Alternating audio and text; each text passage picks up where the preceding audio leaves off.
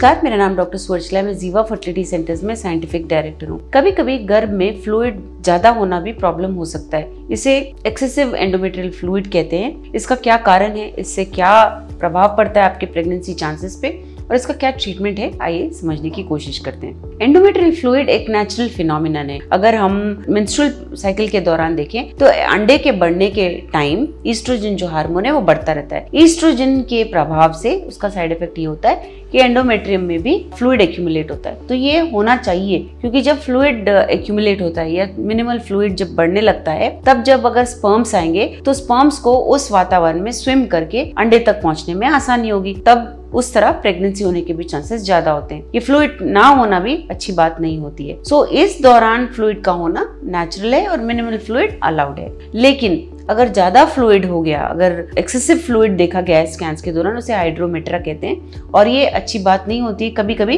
क्योंकि इस ज्यादा फ्लूइड की वजह से प्रेगनेंसी नहीं आने के चांसेस होते हैं। ये हो सकता है कि आपके बॉडी में कुछ एंडोमेट्रियोसिस की वजह से ये हो रहा है या कोई इन्फेक्शंस हैं जिसकी वजह से फ्लूइड एक्यूमुलेट हो रहा है और फ्लूइड की वजह से आप प्रेग्नेंट नहीं हो रहे हो। तो स्कैन्स के दौरान डॉक्टर आपका साइकिल के मुताबिक देखेंगे कि फ्लूइड है और कितना है और उसके मुताबिक टेस्ट करेंगे कुछ देखने के लिए कि कोई इन्फेक्शन तो नहीं है या एंडोमेट्रियोसिस की वजह से ये हो रहा है। ये प्रॉब्लम देखते हुए कि कहाँ से ये प्रॉब्लम हो रहा है, ट्रीटमेंट दिया जाता है और ट्रीटमेंट के बाद जब ये फ्लूइड कम होता है तभी आपको प्रेगनेंसी के लिए कोशिश करने के लिए कहा जाता है। सो अगर हम आईवीएफ की बात करें, आईवीएफ में मेडिकेशंस जब दिए जाते हैं, oestrogen, follicle stimulating hormone, LH वगैरह सब जब दिए जाते हैं, तो एक कॉमन साइड इफेक्ट ये होता है कि फ्लूइड इकट्ठा होना शुरू होता है एंडोमेट्रियम में, गर्भ में। सो जब ये फ्लूइड अधिक मात्रा में देखा जाता है तो एम्ब्रियो को वापस आपके घर में नहीं डाला जाता। उन एम्ब्रियोज को फ्रीज कर लिया जाता है और अगले महीने या किसी भी महीने जब भी फ्लूइड नहीं होता है, एंडोमेट्रियम का साइज अच्छा होता है, ब्लड फ्लो अच्छा